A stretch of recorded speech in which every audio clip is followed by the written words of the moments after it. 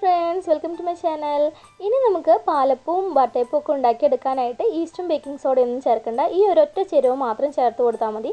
അപ്പോൾ അതെങ്ങനെയാണ് ഉണ്ടാക്കിയെടുക്കുന്നതെന്ന് നോക്കാം. അതിനായിട്ട് ഏകദേശം അര കപ്പോളം നാളികേരത്തിൻ്റെ വെള്ളം എടുത്തിട്ടുണ്ട്. ഇനി അത് മറ്റൊരു പാത്രത്തിലേക്ക് അരിച്ചൊഴിക്കാം. അപ്പോൾ അതിൽ കരടൊക്കെ ഉണ്ടെങ്കിൽ മാറാൻ വേണ്ടിയിട്ടാണ് നമ്മൾ അരിച്ചൊഴിക്കുന്നത്. അങ്ങനെ അരിച്ചൊഴിച്ചതിന് ശേഷം അതിലേക്ക് 1.5 ടേബിൾ സ്പൂണോളം പഞ്ചസാര ചേർത്ത് കൊടുക്കുന്നുണ്ട്. അപ്പോൾ ഈ ഒരു നാളികേരത്തിൻ്റെ വെള്ളം ഫെർമെൻ്റ് ആവാൻ വേണ്ടിയിട്ടാണ് നമ്മൾ ഈ പഞ്ചസാര ചേർത്ത് കൊടുക്കുന്നത്. അങ്ങനെ 1.5 ടേബിൾ സ്പൂൺ പഞ്ചസാര ചേർത്ത് നന്നായി ഇളക്കി മൂടി വയ്ക്കുക. അപ്പോൾ റൂം ടെമ്പറേച്ചറിലാണ് നമ്മൾ ഈ ഒരു സംഭവം വെക്കുന്നത്.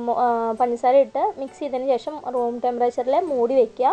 ഒരു 12 തൊട്ട് 14 മണിക്കൂർ വരെയാണ് നമ്മളിതൊന്ന് അടച്ചു വെക്കേണ്ടത്. 14 മണിക്കൂറിന് ശേഷം നമുക്കതെടുത്തിട്ട് ഏത് മാവിലാണ് ചേർത്ത് കൊടുക്കേണ്ടതെങ്കിൽ അതിൽ ബേക്കിംഗ് സോഡയ്ക്ക് അല്ലെങ്കിൽ ഈസ്റ്റിന് പകരമായിട്ട് ചേർത്ത് കൊടുക്കാം കേട്ടോ. അപ്പോൾ നല്ല സോഫ്റ്റ് വട്ടയപ്പം അല്ലെങ്കിൽ പാലപ്പം ഉണ്ടാക്കിയെടുക്കാം. Thanks for watching.